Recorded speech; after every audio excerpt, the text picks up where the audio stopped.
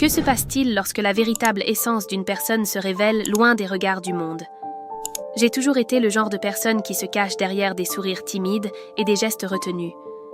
En public, je maintiens une façade de cordialité, tandis qu'à l'intérieur de moi, une tempête d'émotions se forme. Je m'appelle Julien, et la vie que je mène est une bataille constante entre l'image que je présente et ce que je suis réellement. Autour de moi, les gens vivent dans un océan d'apparence, mais une figure se démarque. Émile.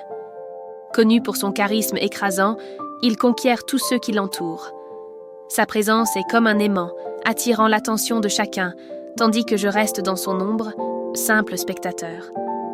La rivalité entre nous n'est pas qu'une question de popularité. Émile représente tout ce que je ne suis pas, et en même temps, tout ce que je désire être. Par une nuit pluvieuse, alors que les lumières de la ville scintillaient à travers la fenêtre, quelque chose a commencé à se dérouler. Une enveloppe mystérieuse est tombée entre mes mains, scellée de cire rouge. La curiosité m'a consumée, et en l'ouvrant, j'ai découvert une invitation énigmatique promettant de révéler un secret sur Émile. Qu'est-ce qui pouvait être si important pour être caché? Mon cœur s'est emballé, et le doute m'a envahi. Il était temps de percer ce mystère et de me confronter à la vérité. Cette même nuit, j'ai décidé de suivre les instructions contenues dans l'invitation. Avec des pas hésitants, je me suis rendue à un ancien entrepôt au bord de la rivière. L'atmosphère était lourde, et l'obscurité semblait engloutir tout autour de moi. Mon estomac se retournait, mais l'idée de découvrir quelque chose sur Émile me poussait en avant. En entrant, j'ai trouvé une salle faiblement éclairée, où quelques personnes se rassemblaient en cercle. Au centre, une table couverte d'un drap sombre semblait cacher quelque chose. La tension dans l'air était palpable. Les gens murmuraient entre eux, et je me sentais comme un intrus en ce lieu. La curiosité, cependant, était plus forte que la peur. En m'approchant, j'ai réalisé que le groupe discutait d'un scandale impliquant Émile. Les mots flottaient autour de moi, et j'absorbais chaque bribe d'information. Ce que j'ai entendu à ce moment-là changerait à jamais ma perception de lui. Les révélations étaient dévastatrices. Émile n'était pas seulement le charismatique que tout le monde croyait connaître. Il y avait des trahisons, des secrets sombres et un côté obscur que peu de gens connaissaient. Mon cœur s'est emballé en réalisant que, derrière le masque, il n'était qu'un homme vulnérable, comme moi. Cette révélation ne m'a pas apporté de soulagement, mais une nouvelle perspective sur la complexité des gens. Alors que les discussions continuaient, une pensée inquiétante m'a assailli. Pourrais-je utiliser cette information pour me venger d'Émile? L'idée était tentante, mais quelque chose en moi hésitait. Que désirais-je vraiment? Mettre fin à cette rivalité ou comprendre qui il était vraiment? Le dilemme me consumait tandis que j'observais la scène devant moi. J'ai décidé de m'éloigner et de réfléchir dans un coin sombre. Mes mains tremblaient et je luttais contre la tentation de dévoiler la vérité. Que signifiait la révélation sur Émile pour moi? J'étais tellement enfermée dans mes propres insécurités que je ne parvenais pas à voir ce qui comptait vraiment. La vie est faite de choix, et à cet instant, je devais décider de la manière d'agir. La nuit avançait, et l'entrepôt commençait à se vider. Les gens s'en allaient, et je restais là, prisonnier de mes propres pensées. Ce que je savais maintenant faisait de moi le complice d'un secret. L'idée de divulguer cette information me rendait nerveux, mais la possibilité d'un nouveau départ m'attirait. Serait-il possible de transformer cette situation en quelque chose de positif? L'aube est arrivée, et j'étais seule, entourée d'ombre. Le poids de ce que j'avais découvert sur Émile devenait de plus en plus insupportable. J'étais à un carrefour. Soudain, j'ai entendu des pas s'approcher. C'était Émile, qui semblait si insouciant, si éloigné de ce que je savais. Son visage était illuminé par la lumière de la lune, et je me sentais partagée entre la colère et la compassion. Dans les moments qui ont suivi, la tension entre nous s'est intensifiée. Il n'avait aucune idée de ce que j'avais découvert. L'idée de le confronter me rendait nerveux, mais aussi intrigué. Comment réagirait-il s'il apprenait que je connaissais son secret? La relation entre nous était sur le point de changer à jamais. J'ai réalisé que la vie est faite de choix et de conséquences. La vérité sur Émile pourrait me libérer ou m'emprisonner. La décision était entre mes mains et je devais trouver le courage d'agir. Serait-ce une chance de me libérer des chaînes de la timidité et de montrer enfin qui je suis vraiment? L'incertitude planait dans l'air, et je savais que la réponse était sur le point d'être révélée. La tension s'est dissipée quand Émile s'est approché, remarquant ma présence. Il a souri, mais il y avait quelque chose dans ses yeux qui m'a fait hésiter. Sa confiance apparente n'était qu'une façade. Je sentais que, derrière le sourire, il y avait un homme qui luttait contre ses propres démons. La connexion entre nous semblait plus profonde que je ne l'avais imaginé. Que devrais-je faire avec cette nouvelle perception ? Le doute planait dans mon esprit, tandis que j'essayais de trouver les mots justes. La possibilité d'un nouveau dialogue se présentait à moi, mais je devais décider si je voulais m'ouvrir ou préférer garder le silence. Le mystère qui m'entourait ne semblait plus être uniquement à propos de lui, mais aussi à propos de moi. Émile a commencé à parler de la nuit, de la façon dont la vie nous surprend souvent. J'ai regardé dans ses yeux et j'ai perçu une fragilité qu'il tentait de cacher. Que ferais-je de cette nouvelle information ? L'idée de le confronter continuait de me tourmenter, mais la possibilité de compréhension et d'empathie m'attirait. Pourrions-nous transformer cette rivalité en quelque chose de plus constructif ? Avec cette réflexion, une nouvelle décision a commencé à se former dans mon esprit. Si la vérité sur Émile pouvait nous unir au lieu de nous séparer, il était peut-être temps de laisser de côté la rivalité. Ce que je désirais vraiment, c'était une compréhension plus profonde, pas un affrontement. La vie est une danse complexe, et peut-être, juste peut-être, pourrions-nous apprendre à danser ensemble. Alors que la nuit s'éclaircissait, j'ai réalisé que la véritable transformation ne résidait pas dans le fait de dévoiler l'autre, mais dans le fait de me permettre d'être vulnérable.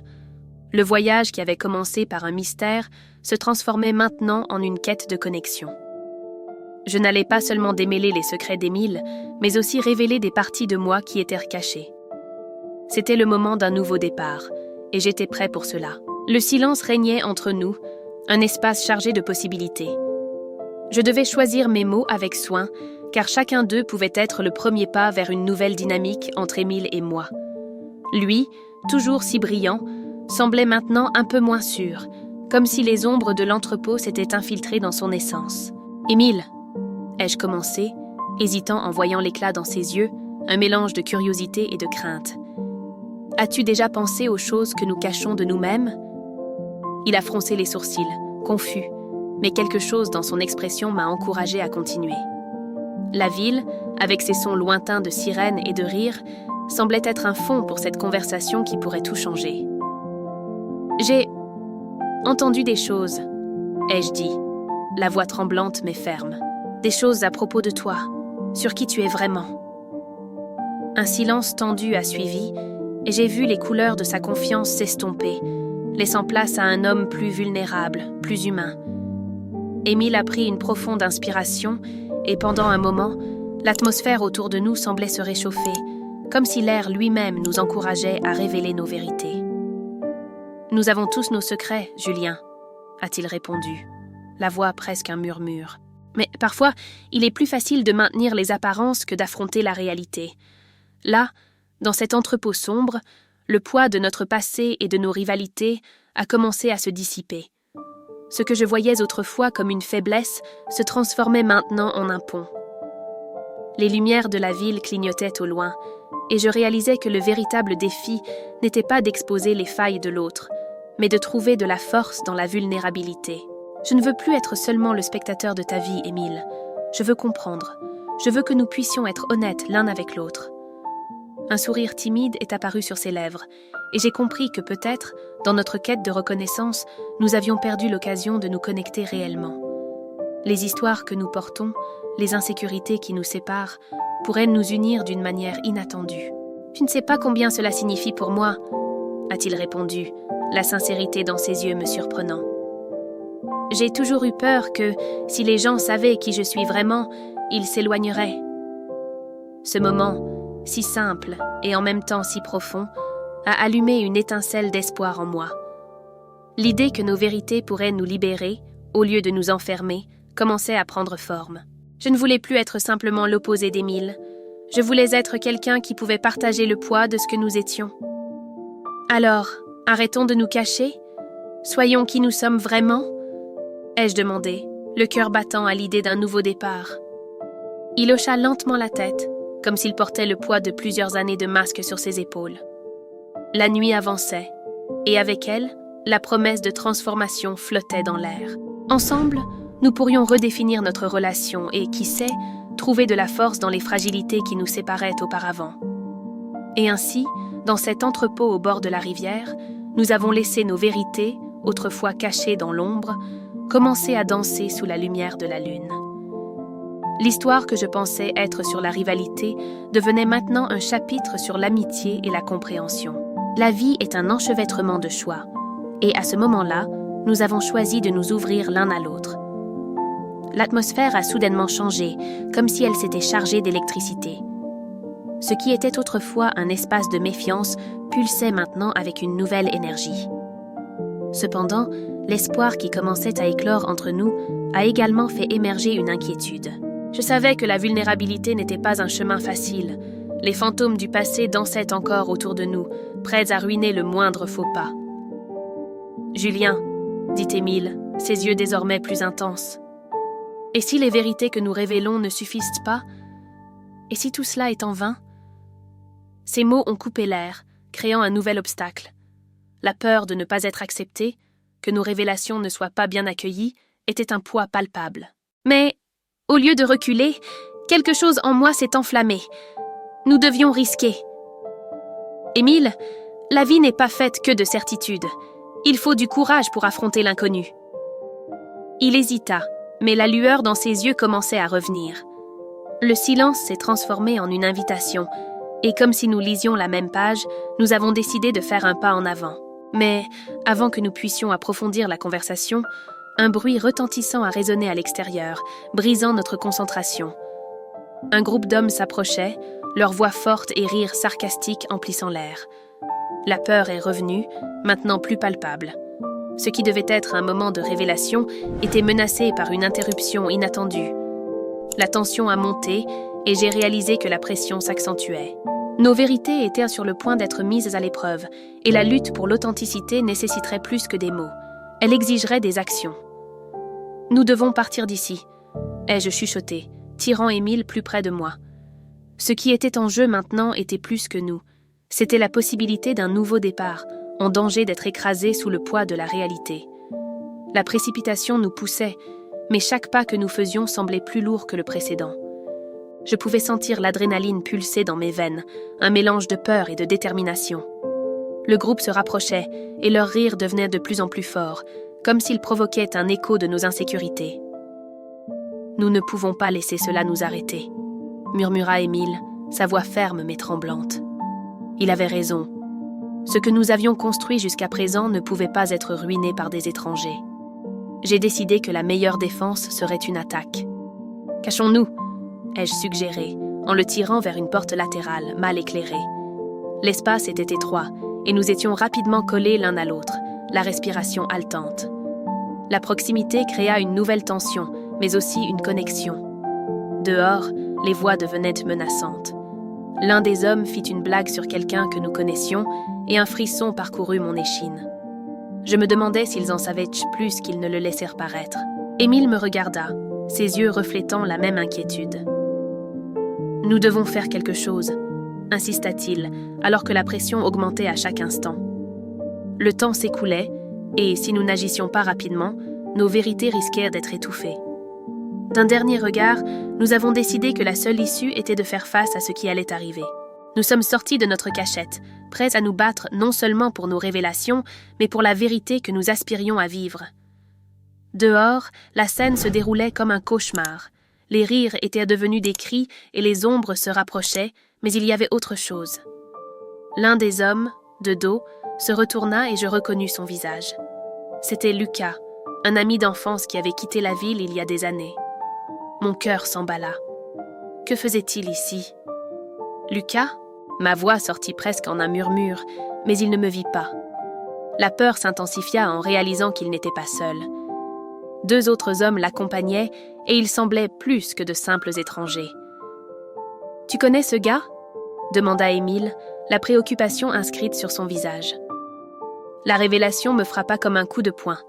Lucas n'était pas seulement un ami. Il avait des informations qui pourraient détruire tout ce que nous tentions de préserver. Sans réfléchir, j'avançai vers eux, mais la main ferme d'Émile me retint.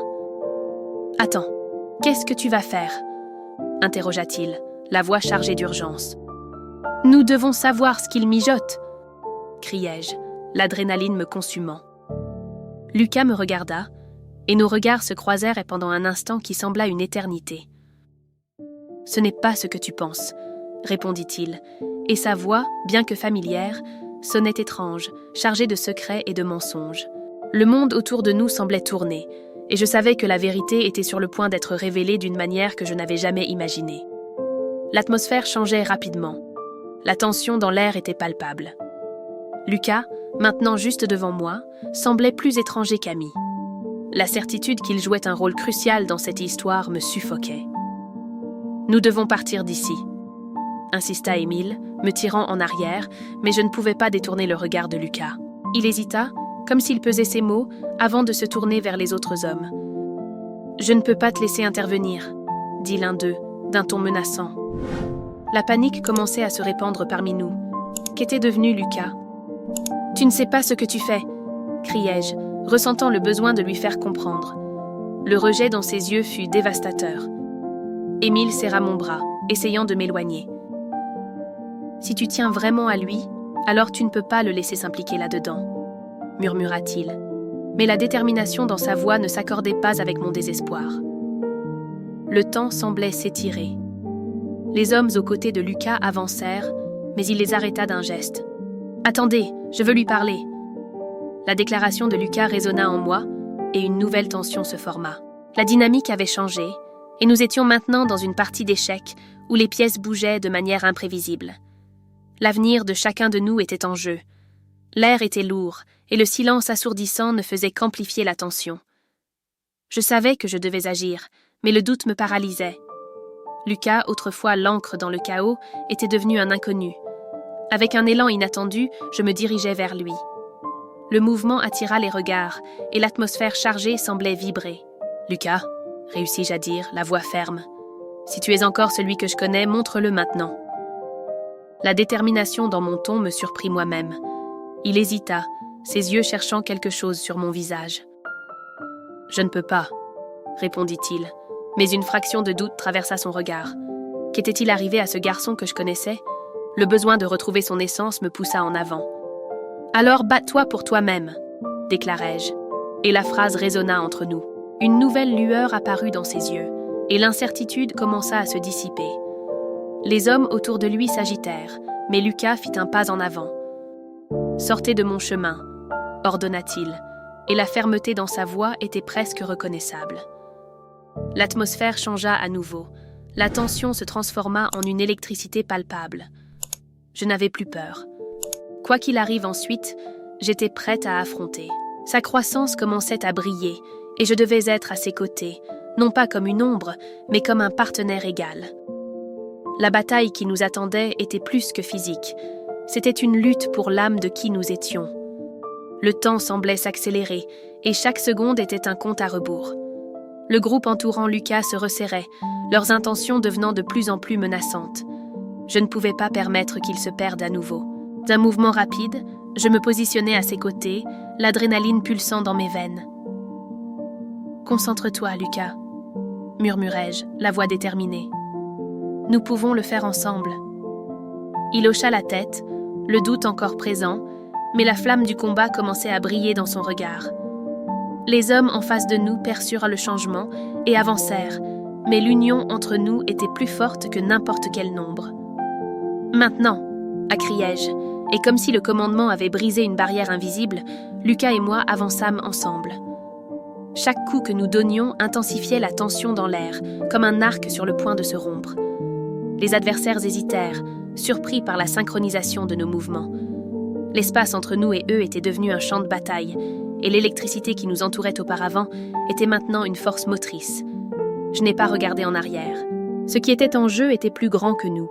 C'était la lutte pour notre essence, pour tout ce que nous pourrions encore être. La victoire n'était pas une option, mais une nécessité. Le coup final est venu de manière inattendue. L'un des hommes, apparemment plus fort, s'est avancé vers nous, un sourire arrogant aux lèvres. Mais au lieu de reculer, j'ai senti une vague de courage envahir ma poitrine. « Lucas !» ai-je crié, et le mot s'est transformé en un commandement. Il se déplaçait avec une agilité que je ne lui connaissais pas, assénant un coup précis qui a touché l'adversaire au menton, le faisant vaciller. Le retournement de situation a été instantané. La certitude que nous étions ensemble, que notre lutte était partagée, que chaque coup porté résonnait dans nos cœurs, s'est transformée en une symphonie de force. Je n'étais plus seulement un témoin. J'étais au centre de la bataille et la transformation en moi était palpable. Le doute qui m'avait consumé s'est dissipé, laissant place à une détermination inébranlable. Face à la chute de mon adversaire, j'ai réalisé que la véritable bataille n'était pas seulement contre eux, mais contre nos peurs intérieures. L'énergie autour de nous s'intensifiait, comme si l'univers avait aligné ses forces en notre faveur. À chaque mouvement, je voyais Lucas devenir la version la plus forte de lui-même, et cela me poussait encore plus loin. La victoire était la nôtre, non pas parce que nous avions vaincu nos ennemis, mais parce que nous avions finalement trouvé la force qui réside en nous. Et à ce moment-là, j'ai su que rien ne pourrait nous arrêter. À la fin, le poids de nos actions se révélait à chaque pas que nous faisions. Les cicatrices de la bataille n'étaient pas des marques de douleur, mais des témoignages du courage que nous avions éveillé. Lucas et moi étions maintenant plus que des amis.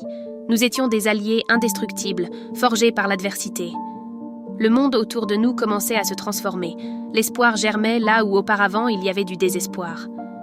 Ceux qui nous observaient apprenaient que la véritable force réside dans l'union et le dépassement des peurs. En regardant vers l'avenir, nous avons réalisé que notre voyage ne faisait que commencer. Et nous arrivons à la fin de cette histoire pleine de tensions, de secrets et de rebondissements qui ont défié tout ce que nous connaissions. Mais que se passera-t-il ensuite ? Julien et Émile parviendront-ils à surmonter leurs différences ? Que peut encore être révélé sur ce mystère ? Vous ne voudrez pas manquer ce qui va suivre. C'est pourquoi, abonnez-vous à la chaîne maintenant et activez la cloche de notification pour ne rien manquer des prochaines histoires. Cela fait toute la différence pour continuer à vous apporter des contenus intrigants et émouvants. Laissez votre commentaire en disant ce que vous feriez à la place de Julien.